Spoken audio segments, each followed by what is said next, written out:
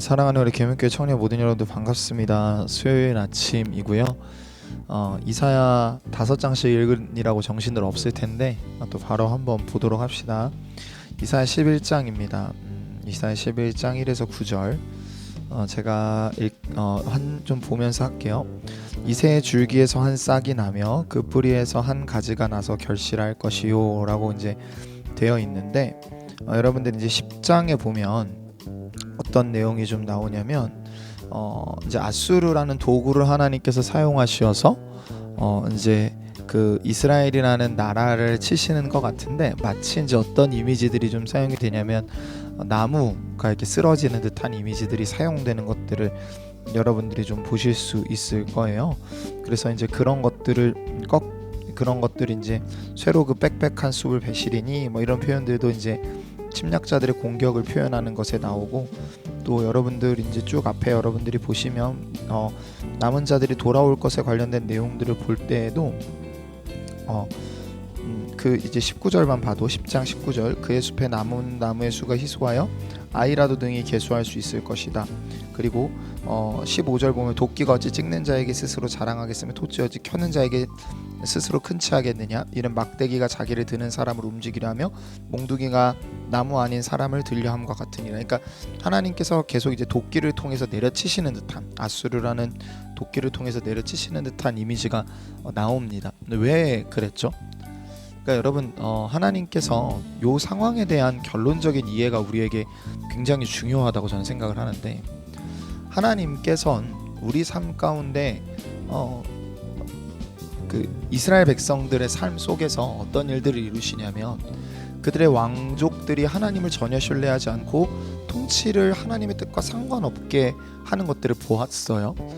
그런데 하나님께서 여러분 사무엘하 7장의 다윗 가족과 다윗 왕실과 어떤 언약을 맺냐면, 내가 너희를 절대 버리지 않을 것이고 너희를 통해서 내가 원하는 것들을 이룰 것이다 라고 언약을 맺으시죠.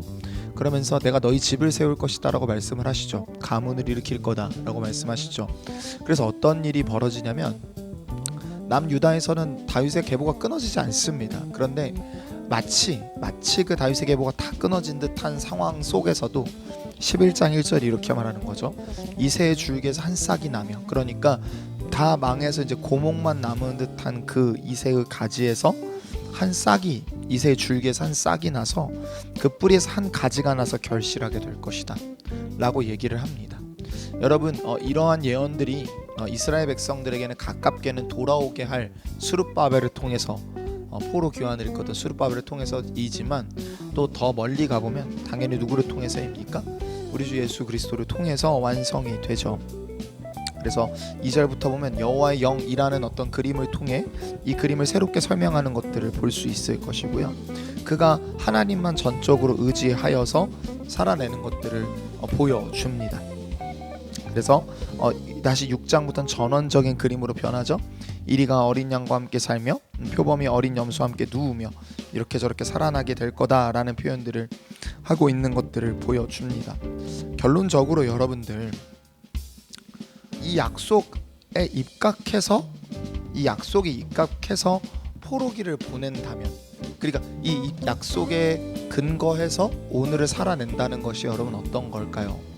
그러니까 여러분, 이 언약이 멸망하기 전에 사람들에게는 크게 의미가 와닿지 않을 수도 있고 뭐 그런가 보다 할 수 있어요. 지금 시기적으로 볼 때 그 전이니까. 근데 여러분, 멸망당한 자들이, 그리고 나중에 이사야서가 이제 바벨론 포로기와 관련된 내용들도 나오기 때문에 포로기의 사람들에게 이 메시지는 어떻게 들렸을까요? 그리고 그 다음에 귀환해서 돌아온 공동체에게는 어떻게 들렸을까요? 하나님의 일하심에 대한 대망과 소망을 품게 하는 말들이 되었을 겁니다. 여러분, 오늘 하루를 보면 결론적으로 믿음으로 살아낸다라는 것들이 저에게는 이러한 소망이 주는 힘으로 살아내는 것인 것 같아요.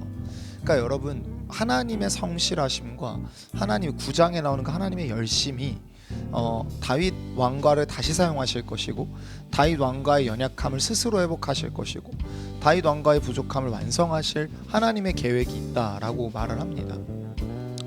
여러분, 우리는 역시도 부족하고 연약합니다.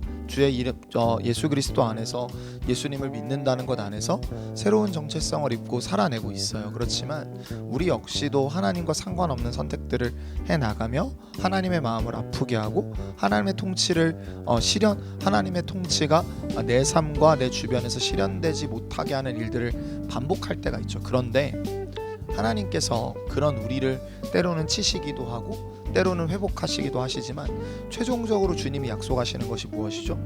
다시 올 것이다 라는 것이죠. 그러니까 여러분, 그 소망을 붙잡고 그 소망이 주는 힘 안에서 여러분, 오늘 우리는 좀 충실하게 살아낼 필요가 있을 것 같아요. 그날이 있기 때문에 하나님께서 역사의 좌치 속에서, 역사의 흐름 속에서 다른 곳으로 이끌어 가시는 게 아니라 그 완성을 향해 이끌어 가신다는 거죠. 그러니까 여러분, 인간이요 살아낸다라는 건 여러분 잘 생각해 보죠. 윤리라고 하는 그 그리스어 단어가 이제 텔로스라고 하는데, 텔로스는 원래적 의미는 끝과 목적입니다. 그러니까 인간이 무언가를 행동하고 있는 건, 어떤 행동을 하는 건 목적과 끝이거든요. 그러니까 저는 정확히 어떻게 생각하냐면 끝이 주는 목적에 의해서 인간은 행동한다 생각해요. 그러니까 예를 들면요, 내 인생이, 여러분 생각해 보십시오. 단순히 그냥 내 선택의 결과들의 종합에 의해 망하고 잘 되고, 혹은 그냥 내 인생은 한 번뿐이니까 내 멋대로 살다가 죽으면 끝이라면, 저는 최대 한도로 제가 누릴 것들을 누리기 위해 최대 한도로 수단 방법을 가리지 않고 사는 게 가장 지혜롭다 생각해요. 왜죠? 인생이 끝자락이 그냥 죽음으로 정해져 있고, 그 끝자락이 나에게 어떤 의미를 부여하는 거예요? 오늘이 너가 언제 죽을지 모르지만 죽기 전날에 제일 놀기 좋은 날인 거 아니에요? 내가 누리기 좋은 날인 거 아니에요? 그럼 내 멋대로 사는 게 좋겠죠. 근데 여러분, 하나님께서는 역사를 하나님의 끝이라는 텔로스, 하나님의 끝이라는 종말로 이끌어가고 계세요. 재림이라는 곳으로 이끌어가고 계시고요. 그렇다면 여러분, 인생을 보는 관점이 좀 변해야 합니다. 이건 여러분, 누군가가 한 허무맹랑한 일어날지도 안 일어날지도 모르는 가능성에 대한 이야기가 아니라 하나님이 반드시 이루실 일에 대한 이야기거든요. 그럼 그게 우리에게 인생의 새로운 목적을 부여하고 우리가 새롭게 살아낼 힘을 줘야 마땅합니다. 그리고 그렇게 사는 게 지혜로운 거죠. 여러분, 하나님의 뜻에 따라 살아내는 건 매우 지혜로운 겁니다. 왜냐하면 그분이 우리를 그렇게 부르셨기 때문이죠. 여러분, 이번 한 주도, 오늘 하루도 또 그렇게 살아내봤으면 합니다.